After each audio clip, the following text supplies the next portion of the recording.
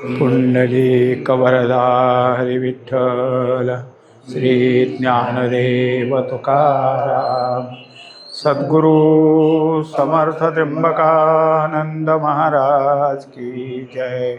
माऊली ज्ञानेश्वर महाराज की जय। जगद्गुरु तुकाराम महाराज की जय।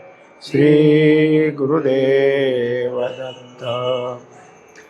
श्री तुकाराम महाराजांची गाथा 174वा अभंग घ्यायचा आहे। आज आपण मागे पुरुषोत्तम मासानिमित्त ज्ञानेश्वरी अध्याय 9 हा घेत असल्यामुळे तो पूर्ण करण्यासाठी मास संपला तरी पुढे काही दिवस झाले। आता परत आपलं जे काही ओघाने चालत होतं तेच गाथा प्रवचन आपण घेणार आहोत। आजच्या 174 या अभंगात असे सांगितले आहे की विधीने सेवन विषय त्यागाते समान, मुख्य धर्म देव चित्ती आदी अवसानी अंती, बहु अतिशय खोटा तर्के होती बहु वाटा, तुका म्हणे भावे कृपा करी जेते देवे। 4 चरणाचा अभंग आहे। आपल्या वागणुकीच्या ठिकाणी जे जे काही विधी आहे त्या विधीनंच वागलो तर आपलं वागणं हे शास्त्राला धरून होईल। विधी कोणी सांगितला तर शास्त्राने सांगितलेला आहे। शास्त्र आचरण सांगतं, म्हणजे जसा धर्म सांगितला तसं तसं नीती सांगितली जाते, आचरण सांगितलं जातं। आचरणामध्ये मनुष्याच्या ठिकाणी जे जे काही करायचं आहे ते करणं, असं उगीचच केलं असं न होता आपल्याला शास्त्र काय सांगतं हे पाहूनच केलं जातं। एरवी मनुष्य जर भोगी असेल तर त्याला कोणत्या वेळेला काय करावं ह्याचं काही भान राहत नाही, कारण भोगापुढे तो कोण्या वेळेला कसाही वागत असतो। कित्येकाला सकाळी तोंड धुतल्याबरोबर म्हणजे ब्रश करून आला की लगेच जेवायला लागतं आणि परत 4 तासाने अजून जेवायला लागतं, परत 4 तासाने असं दिवसात 4 वेळा जेवणार। आणि त्यामुळं जे काही काम असेल ते काम मागे पुढे होणार, करता करता मध्येच आळस येणार। आळस आला की पुन्हा काम तसंच हातातलं सोडून अंथरुणावर पडणार।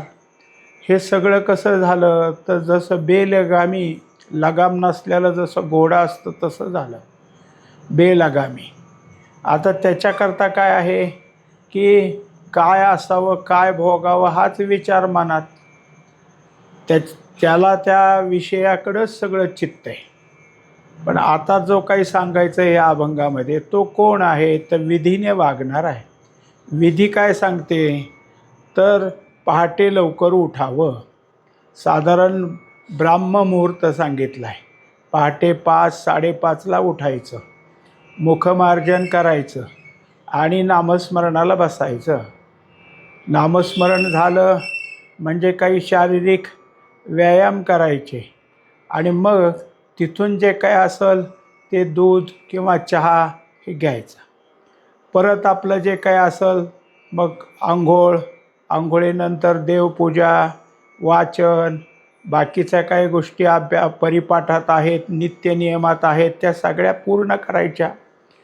हे सगळं करेपर्यंत कामाची वेळ व्हावी आणि कामावर जाण्याकरता काही अल्पोपहार घ्यायचा आणि मग कामावर जायचं।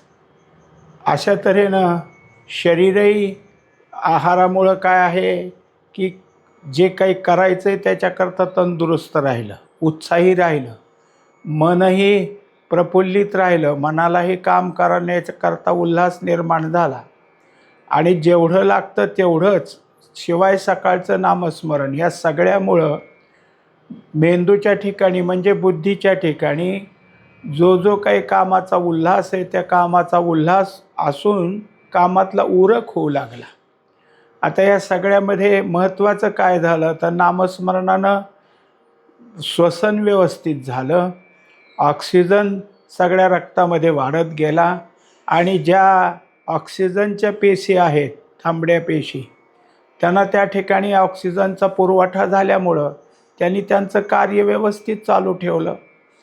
हे सगळं करतो आणि मग जे काय असेल ते असेल, मनुष्याला काम करायचं म्हणल्यावर तर खायला लागणारच, अंगाला कपडा लागणार, ऊन वारा बाकीच्या गोष्टी कळणारच आहेत ना. पण ह्या सगळ्या गोष्टी काय आहे की केवळ भोगासाठी नाही, शास्त्र काय सांगतं त्याप्रमाणे.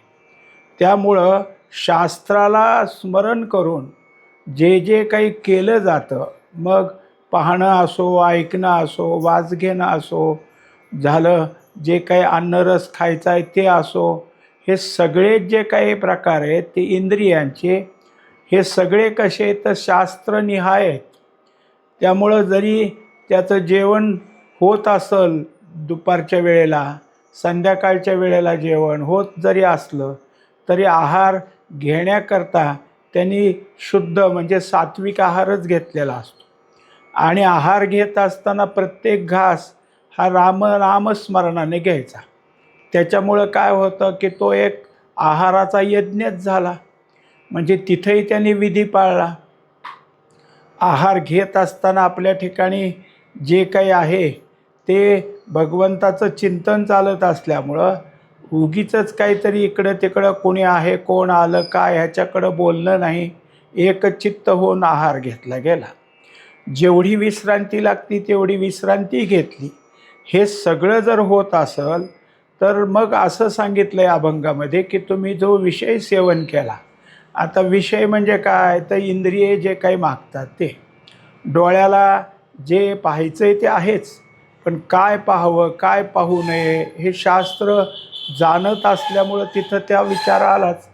आता त्याच्या ठिकाणी काय आहे की जी काही शास्त्राने सांगितलं की कोणत्या गोष्टी काय आहेत की ज्या अविधीच्या गोष्टीत, ज्या जगताने ज्याला काय टाकले की बाजूला टाकले, जगताने त्याचा त्याग केलेला आहे, अशाकडे ह्याचं मन जात नाही, लक्ष जात नाही, डोळे जात नाही, ते पाहायचंही नाही, ते कानावरही घ्यायचं नाही. असं झाल्यामुळं जे त्यात जे विषय आहेत, निषेधात्मक जे विषय आहेत ते आपोआपच बाजूला निघाले.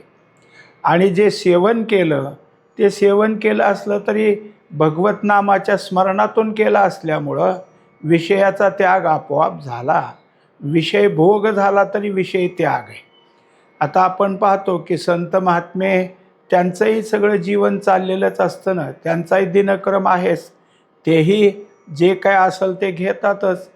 जे त्यांचं सकाळचं चहा पाणी आहे, न्याहारी असेल, दुपारचं जेवण असेल, संध्याकाळचं जेवण असेल, पण चिंतन आहे ना सारखं, सतत चिंतन असल्यामुळं ते जे काही घेत आहेत त्या घेण्या पाठीमागं चिंतनाचाच भाग आहे.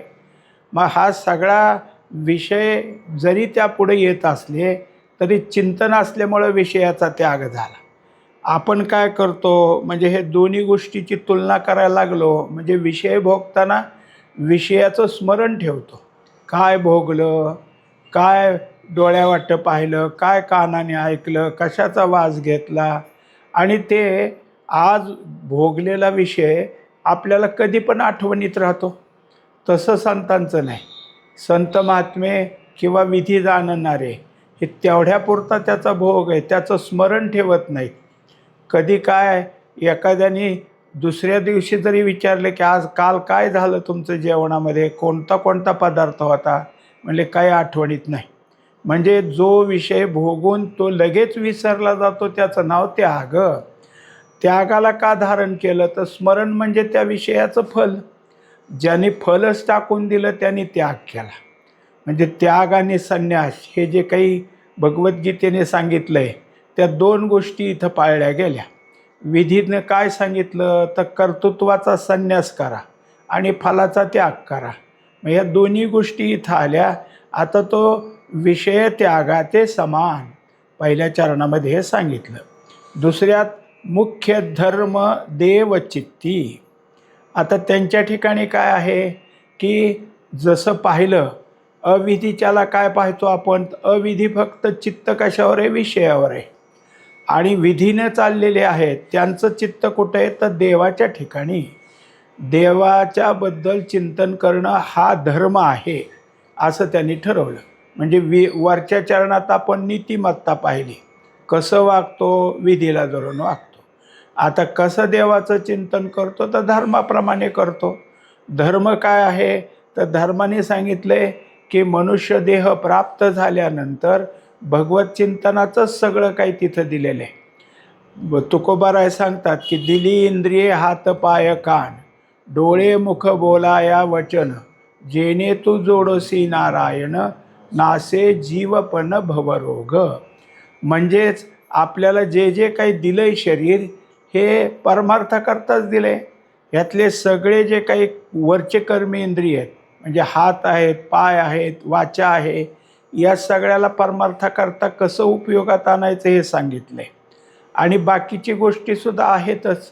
मग हे सगळं करत राहणं हा धर्म पाळणे. माऊलीसुद्धा म्हणतात, 2 पाठ आहेत, नरदेहाची या गावा काही ठिकाणी, आणि काही ठिकाणी शरीराची या गावा, आले तजे का पांडवा, तो कार्यार्थ आगवा सांडोनिया. कोणतं कार्य त्यांना दिलं, तर त्यांना नरदेह प्राप्त झाल्यावर परमार्थ करणं हेच दिलं. हा धर्म झाला. म्हणून धर्म देवचित्ती, मुख्य धर्म देवचित्ती. आता जर काही असेल तर मुख्यत्व काय दिलं, देवाचं चिंतन करणं.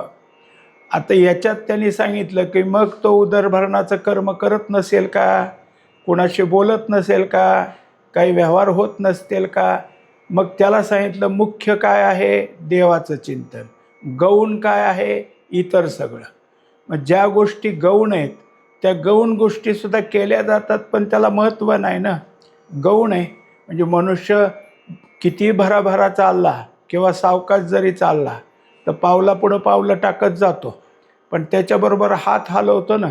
मग हात हलवलं हे कधी आपण ध्यानी धरलं आहे का, मग ते गौण आहे. मला कुठं जायचं आहे, कशाकरता जायचं आहे, किती वेळात जायचं हे ठरवून तो पायाला चालायचा वेग देईल.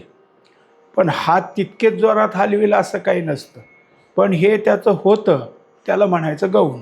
आणि पायानं चालणं जे आहे ते स्थिरतेनं का घाईघाईनं हे ठरवलं आहे.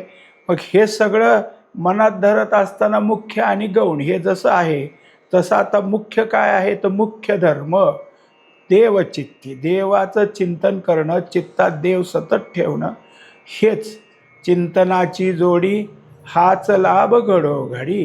हाच त्यांच्या ठिकाणी आदी अवसानी अंती.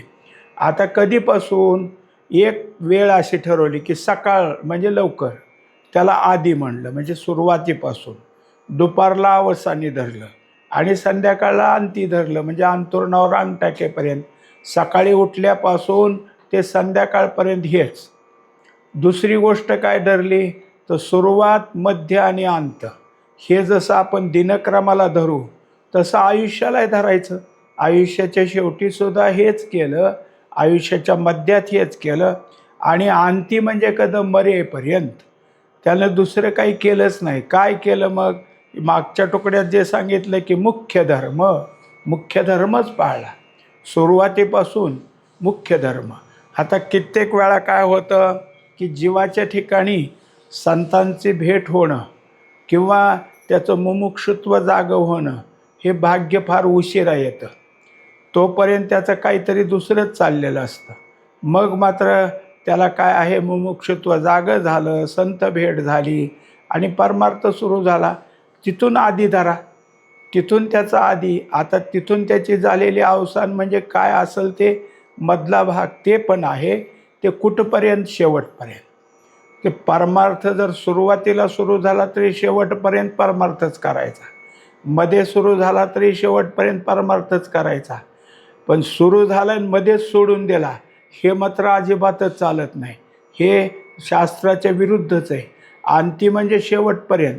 मग सुरुवातीपासून म्हणा म्हणजे जन्मापासून शेवटपर्यंत, किंवा जिथून सुरुवात झाली, जिथं संत भेट झाली, जिथं मुमुक्षुत्व जागं झालं, तिथून शेवटपर्यंत.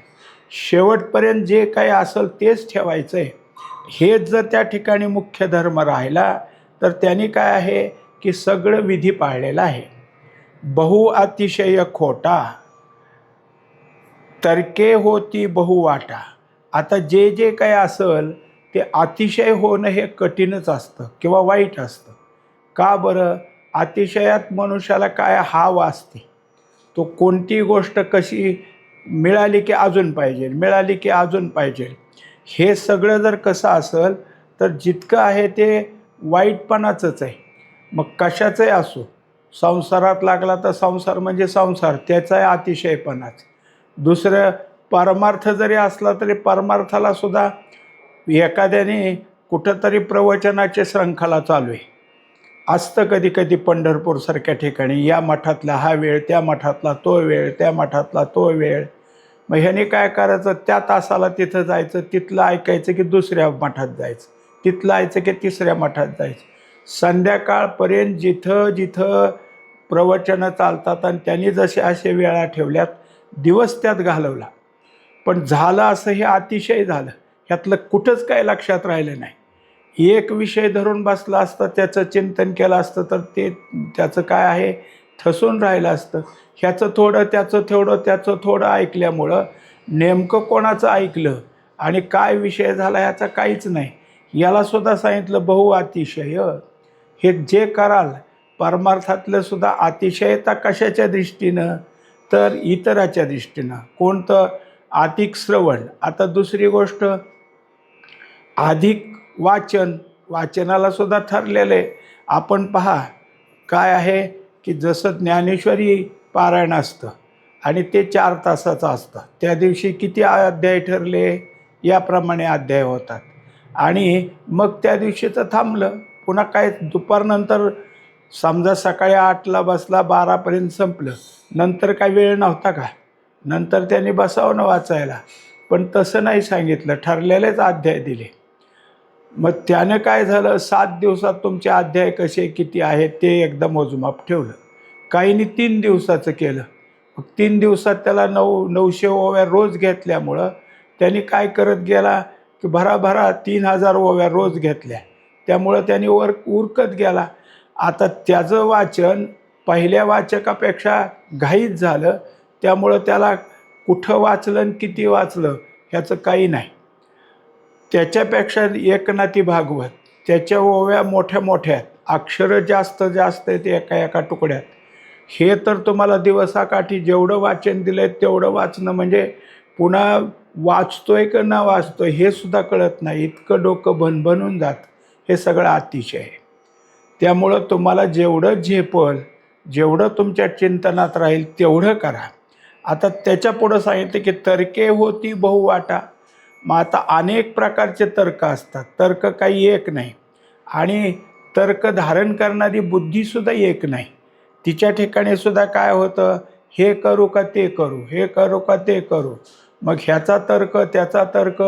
मनुष्याच्या ठिकाणी काय आहे, एखादी गोष्ट करायला गेला आणि त्याला असं वाटलं की आता हे करूच तर कधी माझं व्हायचं, मग ह्याच्यापेक्षा सोपं काय, तिकडं बघायला गेला. ते करूच तर ते कधी व्हायचं, आता त्याच्यापेक्षा सोपं काय. असं केलं म्हणजे त्याला वाटा अनेक लागल्या आणि त्या त्या ठिकाणी ती बुद्धी हा निश्चय करू का तो निश्चय करू असं सगळं करत जाते. आता त्याच्या ठिकाणी हे सगळं होत असताना त्याची जी काही तर्कता आहे ती तर्कता त्याला काय करते की अडकून टाकते. म्हणून बहु नको आणि तर्कातलाही बहु वाटा नको. कुठलं तरी एक असावं आणि ते धरल्यानंतर हे होईल का नाही अशी नाही शंका, मला हे प्राप्त होईलच अशी खात्री करून घ्यावी. तुका म्हणे भावे. आता त्यात दाखवलं की हे सगळं करत असताना मुळातच शास्त्राने भावाला महत्त्व दिले. ज्याच्याजवळ भाव आहे तो ते करत असताना भगवंताची कृपा निश्चित आपल्यावर होईल असा भाव धारण करतो.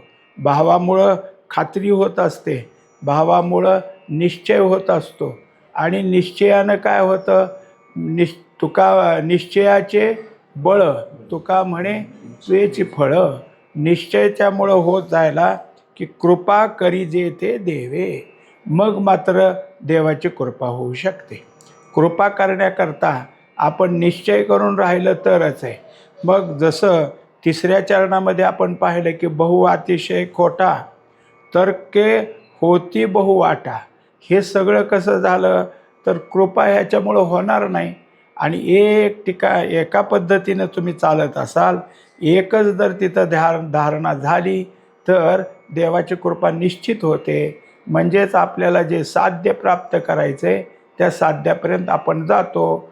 मग शरीराकडून गौण कर्म जरी झाली तरी त्या गौण कर्माचं इथं काहीही अडचणीला किंवा प्रतिबंधाला उभा राहत नाही. परमार्थ सरळ अगदी काय एका विधीप्रमाणे चालतो. अभंग क्रमांक 175. एथिचिया अलंकारे काय खरे पूजन, वैकुंठीच्या लावू वाटा सर्व साठा ते ठाई. एथिचिया नाशिवंते काय रीते चाळवू, तुका म्हणे वैष्णवजन माझे गण समुदाय. हाही 4 चरणाचाच अभंग आहे. या अभंगात सुद्धा तुकोबारायानं मनुष्याच्या ठिकाणी अनेक प्रकारचे जे काही आहेत त्या सगळ्या अनेकत्वाला बाजूला जाऊन एकमुख व्हावं, एक लक्ष व्हावं हेच सांगितलेलं आहे. मनुष्याला देवाची पूजा करताना नाना तऱ्हेचे उपचार करावेत असं वाटतच असतं. म्हणून तो उपचारासाठी अनेक गोष्टी करतो. मग काहीने काय केलं की जसं देव आहेत, मग मंदिरातला देव असो किंवा घरातला देव्हाऱ्यातला देव असो, त्याच्यापुरतंच त्याच्या गळ्यात बसल, त्याच्या हातात बसल तसेच दागिने करायचे, किंवा त्याच प्रकारे मण्याच्या माळा करायच्या, किंवा त्या डोक्यावर जसा बसल तसा मुकुट तयार करायचा. मग मंदिरातल्या देवाला असो किंवा इकडं असो, हे सगळं खरं झालं. पण या सगळ्या आपण गोष्टी करत असताना या गोष्टी आपल्याला समाधान देतात. आपल्या समाधानासाठी आता आपण पाहतो, जर थोडासा काय लक्षार्थ विचारात घेतला तर काय होईल पहा. कोणीही मनुष्य देवाची पूजा करतो तेव्हा काय करतो, देवाला फुलं वाहतो. फुलं वाहताना देठच देवाकडे केलेले असतात, फुलं आपल्याकडं. आता देठ देवाला टोचतील, देवाला काय होईल ह्याचा विचार कुठे आहे आपल्याकडं. फुलं आपल्याकडं तोंड करून का, तर आपणही पूजा केली किंवा इतरांनी येऊन आपल्या देव्हाऱ्यात पाहिलं तर त्याला सगळं कसं असावं की चांगलं फुलं चांगल्या प्रकारची तर चांगली वाहिलीत कळावं म्हणून आहे. मग अशी पूजा आपण केली तेव्हा ते सांगतात की काय खरे पूजन. तेव्हा या पूजनापेक्षा हे सगळे जे झाले हे अलंकार सगळे नाशिवंत आहेत. नाशिवंत अलंकार वाहून आपण काय प्राप्त करून घेतलं तर वैकुंठीच्या लावू वाटा. आता याच्या करता जे काही परमात्म्याचा अलंकार आहे तो कोणता अलंकार आहे, तर बरेचदा सांगून दिलं की मुखाने नामस्मरण करणं हे वाचेचा अलंकार आहे, हाताने टाळी वाजवणं हा हाताचा अलंकार आहे, डोळ्यानं रूप पाहणं हे डोळ्याचा अलंकार आहे झालं, पायानं मंदिरापर्यंत किंवा वारीपर्यंत चालणं हा पायाचा अलंकार आहे. हे सगळे जर आपण करत गेलो तर आपण कुणीकडे निघालो, तो वैकुंठाच्या वाटेला निघालो. कारण वैकुंठ असेल तिथं असेल, पण आपल्या अंतःकरणात भगवंताचं चिंतन सुरू झालं तर भगवंत जर आपल्या अंतःकरणात राहत असेल तर ते वैकुंठच झालं. मग तिथं जावं, सर्व साठा ते ठाई. तिथं गेल्यानंतर अंतःकरणात एकदा वस्ती झाली किंवा वैकुंठात जाणं झालं असं एक आपण ठरवलं तरी तिथं काय कमी. एखादं काय आहे की समजा संपन्न घरातला मनुष्य आहे आणि त्याला आपण काय केलं की काही गोष्टी करता आमंत्रण केलं, या आमच्या घरी. मग आता त्याला जेवायला केलं, त्याला काय बसायला पाट टाकला, त्याला ताट दिलं, जेवण झाल्यावर त्याला झोपायला विश्रांतीला आपल्याच पलंगावर किंवा बेडवर दिलं. आता त्याच्या घरी तो कसं संपन्न नाही ना, तो त्याच्या घरी त्याचं बसणं उठणं त्याचं खाणं त्याच्या हाताशी सगळे माणसं कसं असेल. किती 8 तास केलं तर त्याच्या इतकं आपण करू का. ते आता काय रोज जे काही त्याचं असेल ते वेगवेगळे पदार्थ असतील, आपण किती 8 तासांनी केलं तरी आपल्याला जेवढं माहिती तेवढंच. म्हणजे एक उदाहरण सांगतात की काही गुराखी पोरं रानात आपलं दुपारी गाई गुरं सगळी बसल्यावर झाडाखाली बसले आणि मग एका पोरानं दुसऱ्या पोराला विचारलं, राजा काय खात असेल? आता ते म्हणलं काय, गुळवणी आणि पोळी. कारण त्याला माहिती आहे की हेच त्याचं खाद्य आहे, त्याला ह्याच्यापेक्षा पुढचं कधी खाल्लंच नाही त्या गुराख्यानी. कायम गुळवणी पोळी हे सगळ्यात त्यांचा उच्च आहार, तो सणाला कधीतरी मिळायचा. एरवी आपली भाकरी चटणीच. मग त्याला वाटलं आपण जे उच्च खातो तेच. याचा अर्थ आपल्या सामान्यतेतून आपण संपन्नाला दिलं तरी आपल्याला जे सुचतं तेच. म्हणून देवाला हेच आहे काय, देव त्याच्यापेक्षा ऐश्वर्यवान आहे. ऐश्वर्यवान देवाला तुम्ही देऊन देऊन काय देणार? तुमचे अलंकार म्हणजे काय आहेत? तेव्हा जे वैकुंठात आहे ते त्यांचं सत्यच आहे, त्यांचे ते ऐश्वर्य संपन्नता आहे. म्हणून तिथला साठा कितीतरी, इथं काय आहे की ते सगळं अल्पच आहे. येथीची या नाशिवंते काय रीते चाळवू. आणि किती झालं तरी कित्येकदा असं बघण्यात आलं की आपल्या घरातले देव असतात, ते देव टाक असतात, कधी वाडवडिलांनी केलेले. आपण पाहायला गेलं तर कित्येक वेळा आपल्याला एका बाजूला चिरला आहे, इकडे चिरला आहे, म्हणजे तो थोडा थोडा काय झाला आता चिरायला लागला लक्षात येतं. याचा अर्थ केलेल्या देव्हाऱ्यातले देवसुद्धा झिजतात, रोज पाणी त्याला हे सगळं करून. म्हणजे मग देव जर झिजतात आणि देवावर घातलेले अलंकार तरी झिजतील, म्हणजे हे सगळंच नाशिवंत आहे. तेव्हा या सगळ्या नाशिवंताला त्यांच्या पुढं दाखवून काय केलं आपण, रीते चाळवू. उगीचंच रिकामच त्या देवाला आपण देतोय असं दाखवायचं. म्हणजे काही गोष्टी एक गंमत म्हणून सांगतात की एक बाई आपली देवाला नवस करायला गेली की तुला सोन्याची टोपी देईन. आता देव आपला तिच्या देण्याला भुलला आणि ती काय मागल त्याला द्यायला लागली. शेवटी काय झालं की काहीच नाही ना, तिने मागितलं होतं पोरगा, तिला आपलं मूलबाळ नव्हतं म्हणून मग दिला देवानं. आणि मग शेवटी स्वप्नात जाऊन सांगितलं, अगं तुम्हाला सोन्याची टोपी द्यायची होती आणि हे पोरगा झाला तुला. म्हणले देणार आहे थांब. आणि शेवटी पुन्हा देईना म्हटल्यावर अजून एकदा देवाने दिलंच साक्षात्कार केला आपला स्वप्नात. कधी द्यायची हे काय आता. मग ती त्या पोराचं नाव सोन्या, आणि सोन्याची जी फाटलेली टोपी होती देऊन देवाला घातली. हे बघ सोन्याची टोपी. म्हणजे हे सगळं रीत म्हणजे काही नाही, हे सगळं दाखवणारे असे जे आहेत ते काय रीते चाळवू. हे निष्कारण इथलं नाशिवंतच आहे, आपण देतो ते. असलं देण्यानं देवाला काय व्हायचं आहे. तुका म्हणे वैष्णवजन. तेव्हा तुकोबराय म्हणजे पहिल्या तुकड्यापेक्षा दुसऱ्या तुकड्यात सांगतात की माझे गणसमुदाय, हे जे माझ्या जवळ आलेत वैष्णव, आमचे जे काही आम्ही सगळे एक आलो, वैष्णव रूपाला आलो, हे सगळे जे आहेत या सगळ्याला मी हेच शिकवीन की दुसरं काही करत बसू नका. तुम्ही तुमचे जे उपचार आहेत त्याने देवाला काही होत नाही. देव सगळ्या गोष्टीमध्ये संपन्न आहे. तुम्ही एवढं तेवढं दिलं म्हणजे देव फार सुखी होईल असं समजू नका. उलट काय आहे, त्या वैकुंठनाथालाच अंतःकरणात विचारात आणा. म्हणजे मग त्याला जे अंतःकरणातला भाव दिसायला लागला की खूप मोठा अलंकार दिला असं त्याला वाटतं. पुंडलिक वरदारी विठ्ठल श्री ज्ञानदेव तुकाराम. सद्गुरु समर्थ त्र्यंबकानंद महाराज की जय. महाबोली ज्ञानेश्वर महाराज की जय. जगद्गुरु तुकाराम महाराज की जय. श्री गुरुदेव दत्त.